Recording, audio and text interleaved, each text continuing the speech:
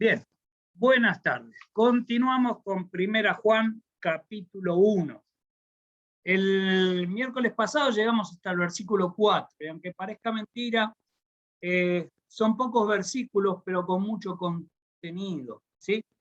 Vamos a ver si avanzamos otros poquititos versículos más, ¿sí? Por lo menos hasta poder terminar, si nos da el tiempo, este capítulo 1, ¿sí? La segunda parte del capítulo 1 arranca con un tema principal que es condiciones para la comunión, ¿sí? Y en estos primeros versículos, digamos que el principio que está planteando Juan es vivir en conformidad con la norma impuesta por Dios o vivir en la luz. ¿Sí? Los leemos del 5 al 7. Este es el mensaje que oímos de Jesús y que ahora les declaramos a ustedes. Dios es luz y en él no hay nada de oscuridad o no hay tiniebla alguna.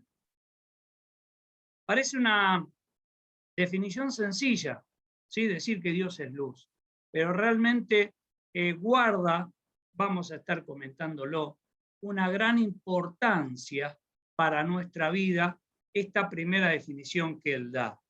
Versículo 6, por lo tanto, mentimos si afirmamos que tenemos comunión con Dios, pero seguimos viviendo una oscuridad espiritual.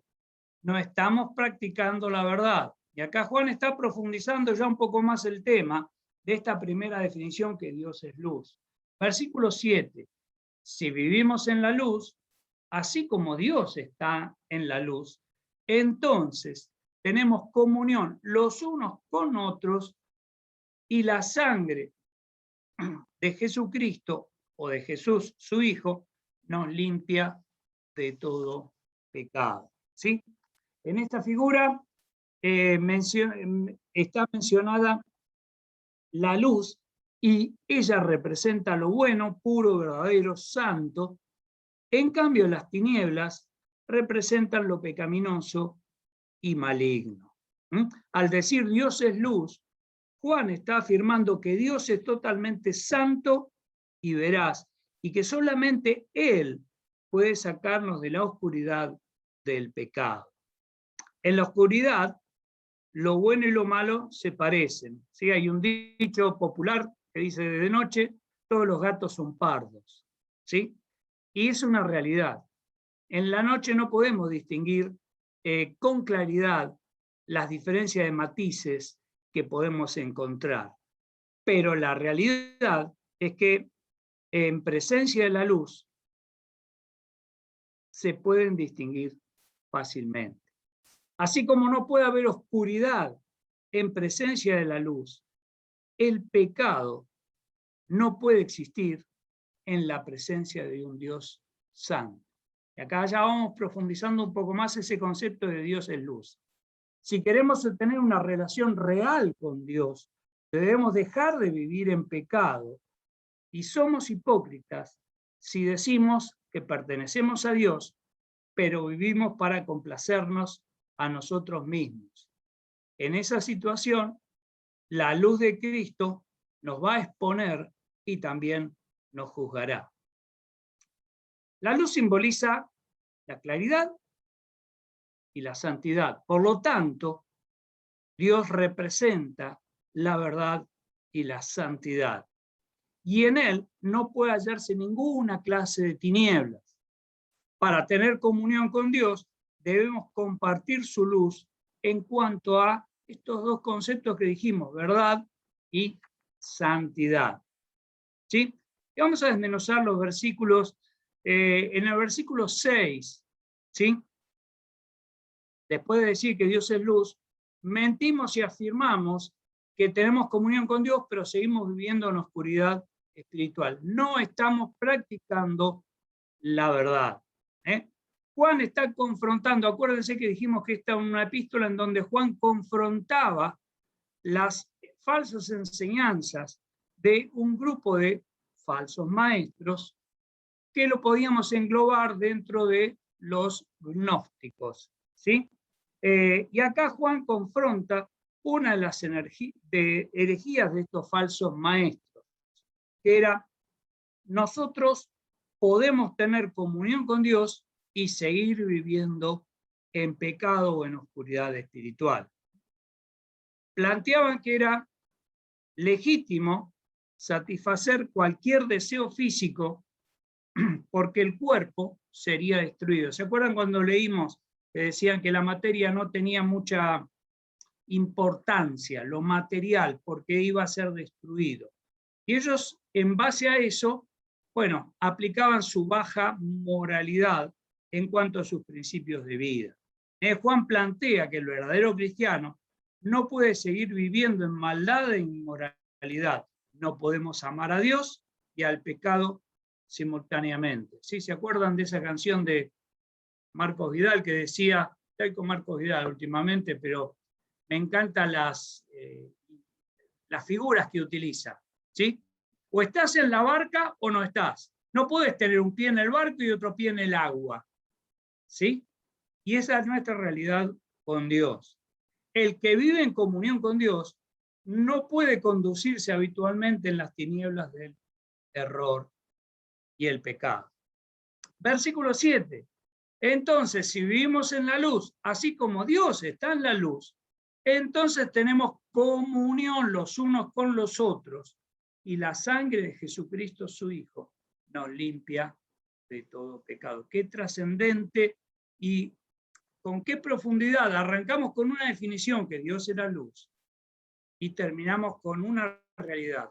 Si tenemos comunión con el Padre, si vivimos en la luz, ¿sí? Primero tendremos comunión los unos con los otros, y a su vez la sangre de Jesucristo nos limpia de todo pecado, ¿sí? Bien, vivir en comunión o caminar en la luz, vivir o caminar en la luz, es vivir en obediencia a los mandatos de Dios. Esto lo vamos a ver en el capítulo 2, ¿sí? Al obedecer sus mandatos, o sea, al caminar en la luz, vivimos en la presencia de Dios, y porque Él es luz, tiene una consecuencia práctica de tener comunión los unos con los otros. ¿Por qué? Porque es una consecuencia lógica de la comunión que ambos hermanos en Cristo, miembro de un cuerpo, tenemos con Dios. La comunión eclesial, es decir, la comunión, normalmente se dice horizontal, está basada en la comunión vertical, o sea, la comunión con Dios, ¿sí? Y no hay una sin la otra. No podemos decir que amamos a Dios y estamos enojados con los hermanos, ¿sí? No va, luego dice más adelante, casi sobre el final del epístola. Por lo tanto, tampoco podemos amar a los hermanos y decir que no amamos a Dios. ¿Sí? Son cuestiones que son interdependientes una de la otra.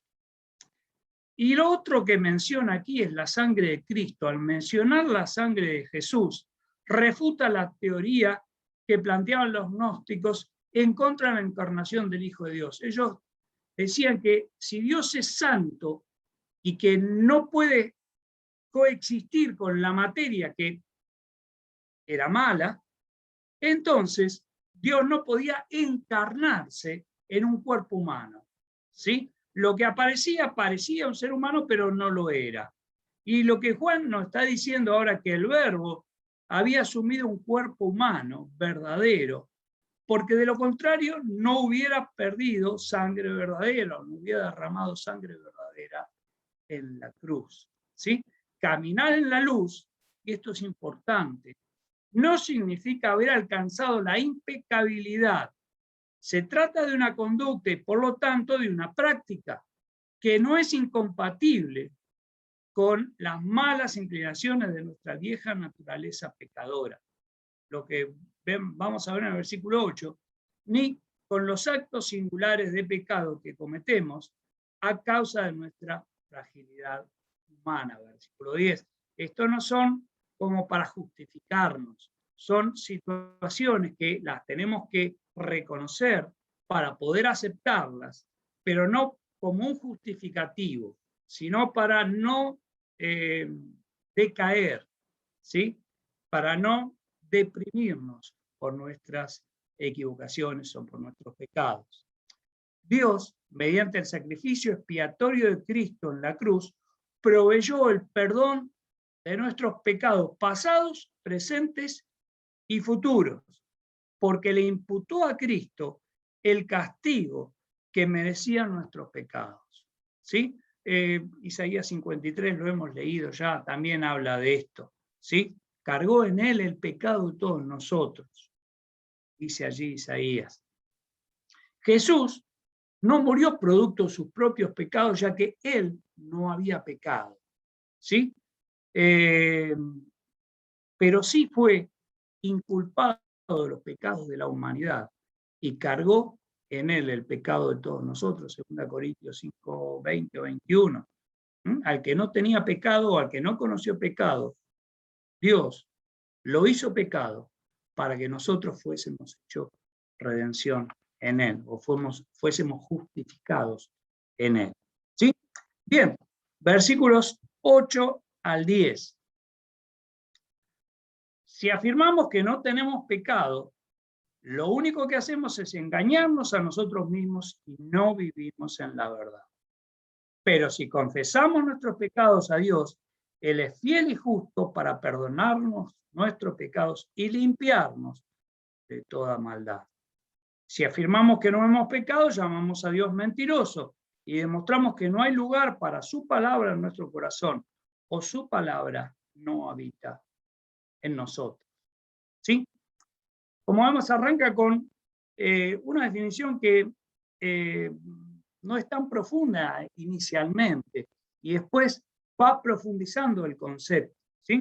Después de cumplir con la condición de caminar en la luz y manteniendo de esa manera la comunión con Dios y con nuestros hermanos, tenemos la provisión de Dios para el perdón y limpieza de nuestros pecados. Pero para que sea aplicado a cada persona y en cada caso singular, necesitamos ponernos o en línea o alinearnos con Dios. ¿Y esto qué significa? Esto de estar alineados con Dios. ¿Sí? Dios nos acusa por medio de su palabra, por medio de su Espíritu Santo, por medio de la conciencia y a veces también por medio de hermanos que nos aman y nos plantean, mirá, en esto no estás actuando correctamente, ¿sí?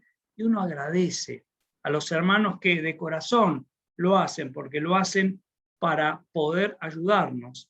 Muchas veces cometemos errores sin darnos cuenta, por costumbre, por lo que sea, por hábito también.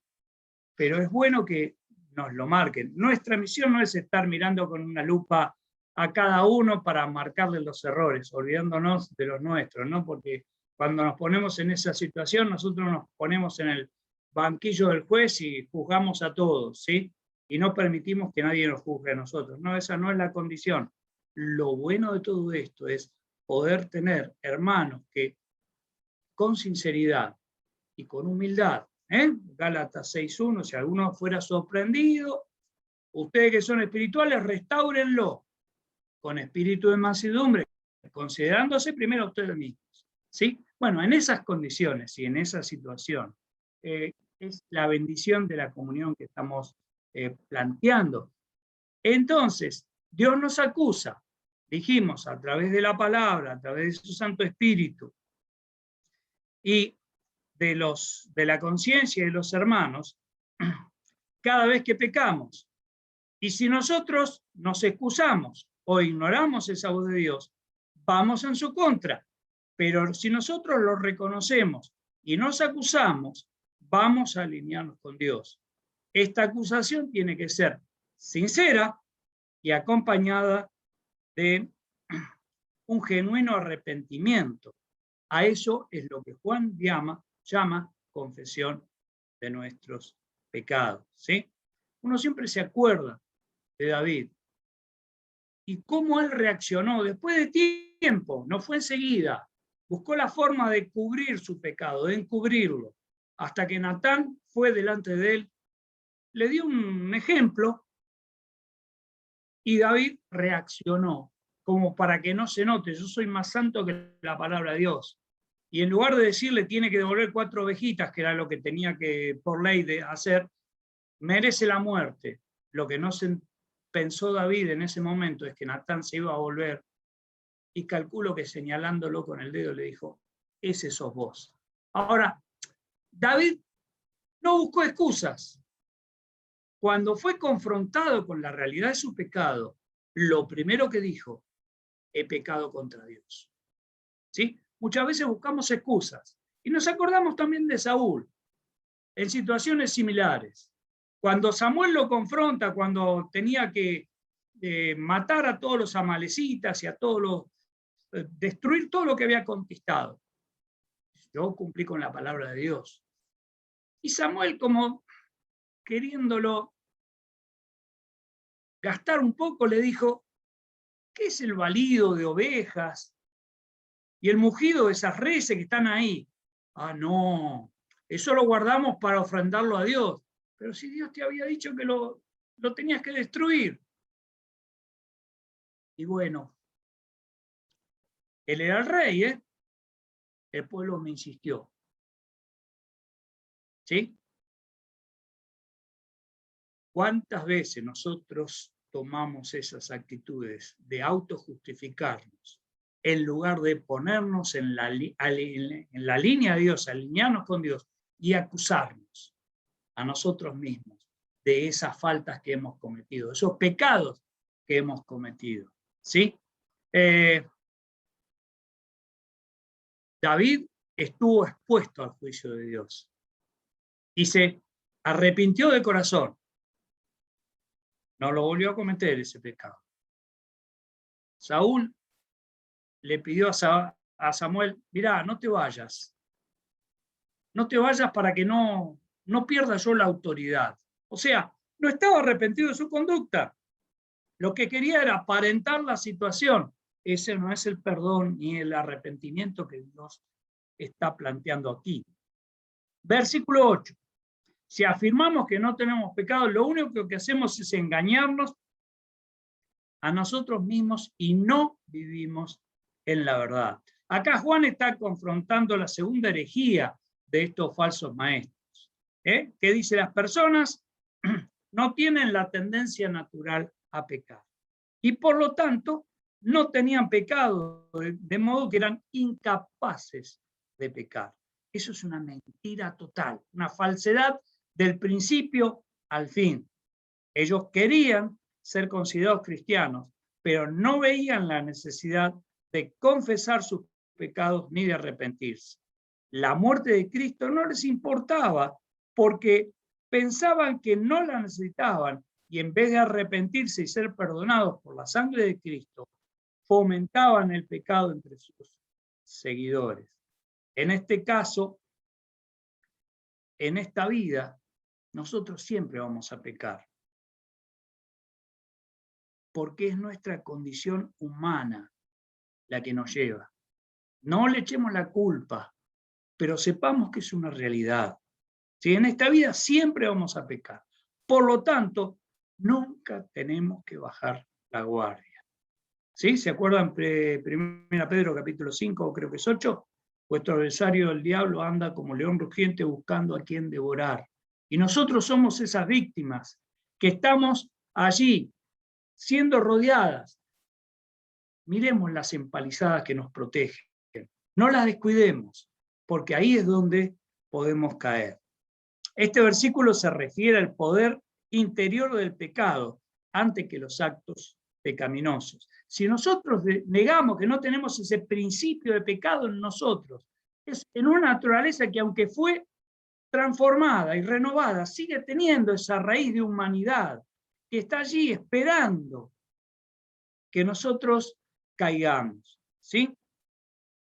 Si decimos que no tenemos pecados, mentimos y nos engañamos a nosotros mismos quedando vacíos de la verdad o no vivimos en la verdad. Los falsos maestros negaban que el pecado corrompía la comunión con Dios. En el versículo 1 del capítulo 6.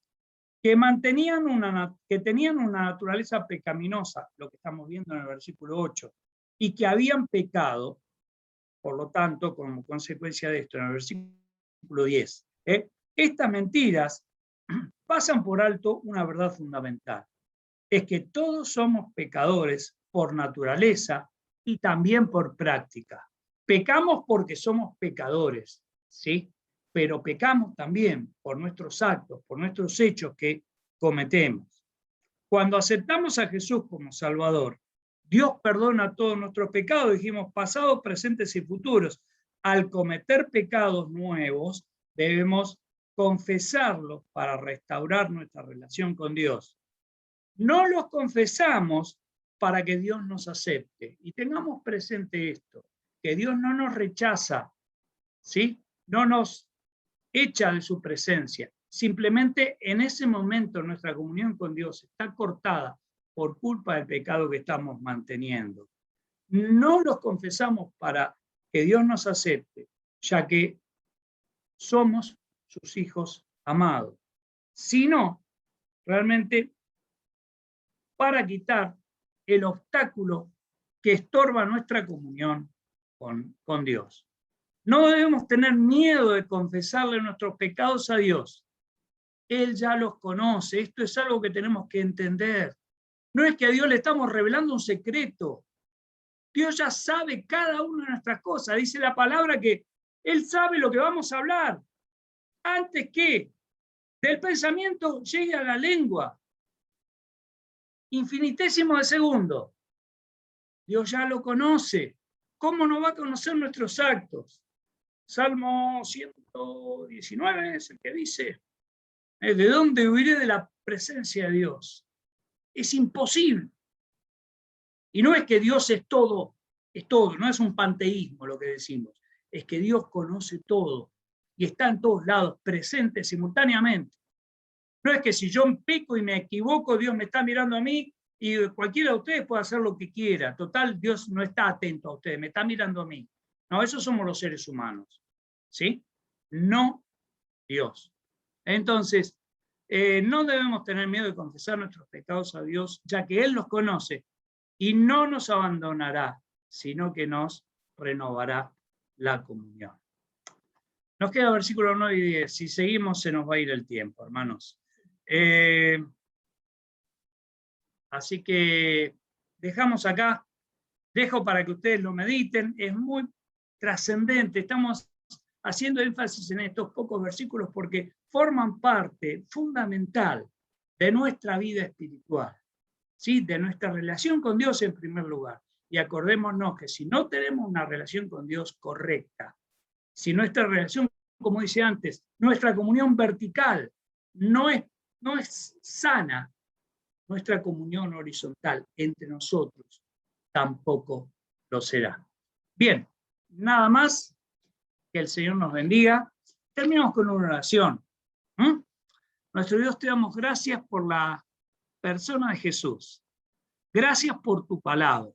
Gracias porque en ella encontramos tantas verdades que son fundamentales. Son principios sencillos, pero que tienen una profundidad en cuanto a nuestra relación contigo. Ayúdanos, oh Dios, a ver en nuestro interior aquellas cosas que alejan la comunión contigo. Danos la luz espiritual de manera de poder alumbrar nuestra oscuridad y poder limpiar nuestro interior confesando nuestras faltas. Oh Dios, te damos gracias por este privilegio de saber que tenemos comunión con el Dios Santo Creador. Señor, no es cualquier persona, es el Dios que hizo todo el universo y con quien estaremos por toda la eternidad gozándonos en su presencia. Gracias, oh Dios, por estas promesas. Pedimos que nos guardes también, que guardes a aquellos que están en sufrimiento. Y te agradecemos por cada una de tus bendiciones. En el nombre del Señor Jesús. Amén.